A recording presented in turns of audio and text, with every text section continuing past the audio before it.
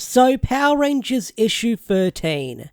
I do not know where to begin when it comes to talking about this issue because this issue was freaking crazy. This might be one of my favorite issues this year, and I know I've said that several times during each review this year, but this issue took the action and kicked it up to 100. Holy crap, this was a crazy issue because I was thinking with the Eltarian War we'd get one issue focusing on the Mighty Morphin, then the Omega Rangers and the Mighty Morphin, then the stories would come together, but no, this story arc wastes no time joining the Rangers together to fight in the Eltarian War against the Imperials, against the Eltarian forces, and so much goes down in this one issue. I mean, it is crazy. And we're going to talk about it right now in my review for Power Rangers issue 13. So, if you're not subscribed, hit that big red subscribe button, turn on notifications so you never miss an upload, and also like the video if you enjoy it. With that said, on with the review. So the issue opens up on Safe Haven and the first couple of pages are being narrated by a mysterious being. Now, no one knows who this mysterious being is. Some think it's Draken, some think it's Zordon, some think it's the Emissaries, which I think it is the yellow or the blue emissary because the yellow one was the last one we saw before they died, and it would make sense if this character is the one narrating everything going on because he says he wants to make up for his past mistakes, but that could also throw me for a curveball because Draken is the character who might be trying to atone for his sins. So it's hard to say who is narrating right now, but it's probably one of the emissaries using the Master Arch. And the Master Arch is going to play a big role in this story arc moving forward. And it plays a big role in this issue to get our heroes from point A to point B, and it's probably going to be their fast travel option in this story arc right now. So, the Omega Rangers, they're alive and well, and they're back on Safe Haven after their near-death experience they had last month in the previous issue. But they also learned that Yale is the one that saved them. But what's also really interesting is they speak to Arkin, the Birdman that lives on Safe Haven, and they ask Arkin, how did he use the Master Arch? And how is Yale the Blue Ranger? And these are some interesting questions that get mysterious answers. And Arkin responds with, Yale came and asked for his help. And when they arrived at the Master Cube, whatever you want to call it, the arch was already open. And they also say there was a mysterious voice. The voice chose them. And the voice said, saying if the Omega Rangers die, the universe does too. So that's some very interesting stakes we've got going on right now in the story arc, which we can kind of guess with the threats going on in the comic. But before the Omega Rangers can kick their feet up and relax and recover after almost dying, they find a message on 11, and the message is from Tommy, and Tommy is sort of giving them the rundown of everything that happened while they were gone. And he tells them Zordon's gone, he was killed by his own people, the Eltarians are invading Earth, so the Omega Rangers are just learning about this information.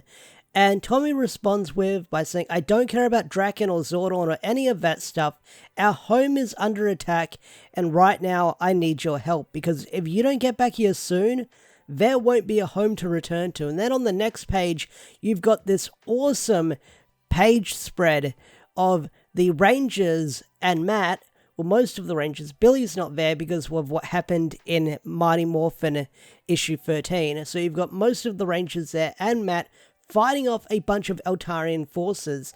And this is a really cool page they've got drawn on here as the Rangers are trying to fight off the Eltarian forces that are invading. And you can see some really cool stuff in the background that is drawn here. Like you see, Zardius and the Sentry Force 4 in the background. That's a really cool addition to detail. So the next page is also another battle page, and what's really interesting is Kimberly says, or Aisha says actually here, saying, I know there's no escalation rules, but why can't we summon the Zords? And I think this line is kind of stupid because the Eltarians are invading Promethea, they're invading Earth. the Rangers should be using the Zords right now because this is an army invading. This isn't one person, this is an entire army, and they should be using the Zords. I know they're just stomping on a bunch of grunts right now, but hey, the Eltarians are kind of over-escalating this situation by sending an army after them, so I'm totally fine if they use the Zords to fight off this army. So on the next page, you've got Tommy fighting Zeta, and Tommy is struggling against Zeta, and he even says to Zardius, hey, why don't you come down here and fight me yourself? And Zardius is like, nah, you're not worth it. You're not worth it, man. You're at the bottom of the food chain right here. Even insects are better than you right now. And Tommy sort of goes on the Tommy speech saying, you've betrayed your friend, your own people, you're going to pay for this. And Zardius just gloats by saying, Tommy, you can't even save yourself. And then suddenly, on the next page, and this was the big oh shit moment when I realized that this is going to be two stories sort of interconnecting between both comics, and it's the Omega Rangers jumping through the portal, the Arch portal, to come save the day. And this blew my mind. This was an awesome thing to learn when you turn the page and find out, as the Omega Rangers jump out and save the day to assist our Rangers on Earth. So after that, we then cut back to the command center where in Mighty Morphin 13, Billy looked like he was knocked unconscious by the Eltarian grunts, but this is where things get even more awesome, is when Alpha comes and saves the day. That's right, Alpha 5 comes and saves the day in this issue. It is freaking amazing. So what he does is he activates the Draken security system, and it sets off a bunch of laser prison bars, and the drones start going off, and the drones are able to take out the Eltarian grunts. So Alpha comes in for the win and is able to save Billy. That was a really cool moment that Alpha got in this issue, I will say for that, because I thought Billy and Alpha were done for. They would have to get saved by someone. Maybe they would conveniently get saved by Goldar and his group, but no, that's not the case. Alpha stepped up and was able to save Billy, and that was a really cool moment for Alpha. So after Alpha saves the day, we then come back to Promethea with all the fighting going on, and while this is going on, you do have Bulk and Skull filming and live streaming the event, but that's Bulk and Skull. I don't want to talk about Bulk and Skull right now because they're sort of spectating and commentating over the big fight going on right now. The next awesome moment we get is Matt is sort of fighting off the Imperial forces, and Zack comes in, he's like, whoa, new Green Ranger, you're pretty cool. And then Matt takes off his helmet and says, hey Zack, how's it going? And Zack's like, what the hell? What have I missed? I just love Zack's reaction when Matt reveals himself as the Green Ranger, because it's kind of like everyone else's reaction when Matt was first revealed to be the new Green Ranger. So I love seeing characters who have been out of the loop for the longest time are now finding out who the new Green Ranger is. That is really cool. We're seeing these interactions between characters for the first time and seeing their reactions to stuff we learnt about months ago, and they're finding out for the first time as well. So awesome battle going on, and then you've got Zag, and Zag is fighting Trini, Kimberly, and Rocky, and it looks like they're getting their ass kicked here. And then suddenly Yale comes in and just one-shots Zag and just takes him out like he's nothing. Takes him out, pounces on him, probably crushes a few bones, and that was a really cool moment. So this whole issue is just one big epic action set piece that I love. I freaking love. So after that, you then have Jason and Tommy fighting off against Zeta, but their fight is soon brought to an end where Zardius is like, fuck this shit, I'm bringing in the big guns. Hey guys, look up. And you look up and there's an Imperial standing over there. He's like, hey, if you don't surrender, I'm gonna blow up your planet. And he gives us a taste of his power where you see the Imperial blowing up Promethea, and it's really freaking awesome. I love the detail in this explosion as you see the destruction left behind from the Imperial. And while this is all going on, while the Imperial's blowing up Earth, you just see the blast coming out of the, like you see the blast coming out of like a crater in the Earth, which is really cool. I don't know what to call it, but you just see the, like, Lord Zed can see the blast from the moon. And while this is going on, Lord Zed's, like, watching. And then on the next panel, there's an Imperial just hovering over the moon, over Lord Zed's base.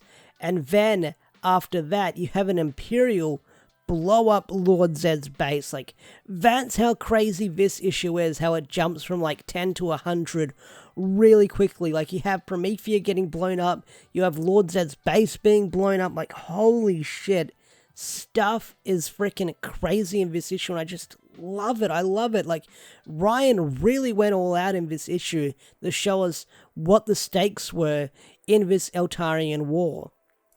So, after that, you see the aftermath of the Imperial blast, and they've got to retreat. They've got to retreat or they're going to get captured. So, the Omega Rangers retreat, or the Rangers retreat, and after that we then cut to the command center where we had Goldar and the other Lord Zedd minions confronting Billy, and they want the Zordon tube. They want the remains of Zordon so they can destroy it probably.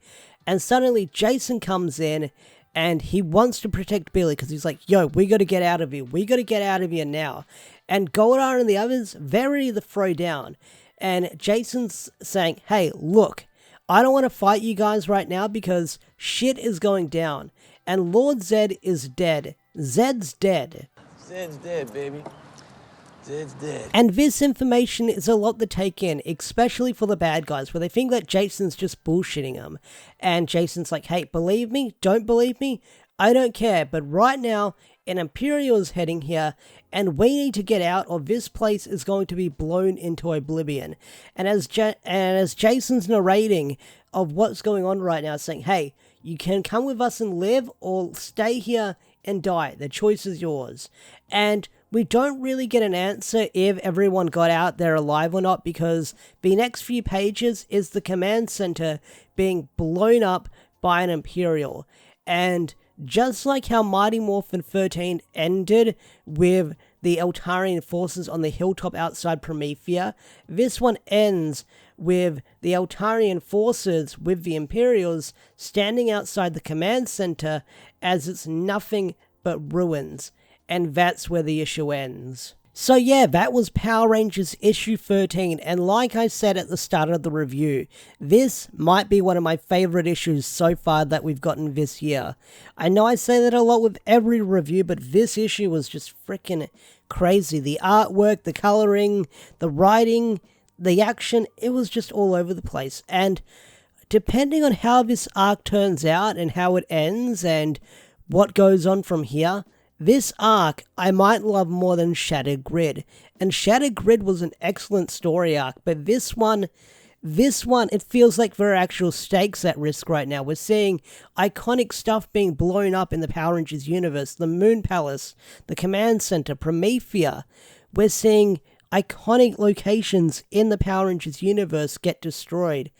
And I'm just lost for words right now with everything going on. And I'm excited to read next month's issue because that's going to be even crazier as we see the outcome of what happened with this issue to see who survived or not. Like, this issue has been freaking crazy. And I loved it. I loved it. I loved it to death. But anyway, guys, what do you guys think of Power Rangers issue 13? Did you love it? Did you hate it? What are your predictions on what might happen next? Tell me in the comment section down below. I'd love to hear your thoughts and opinions. I'm going to bring this video to an end. Special thanks to all the Patreon supporters and YouTube members such as Swaggerfor and Andrew McCoyle. If you want to get your name shouted out like these guys over here, join the Patreon or become a YouTube member for special perks on the channel. With that said, I'm bringing this video to a close. Thanks for watching. Bye.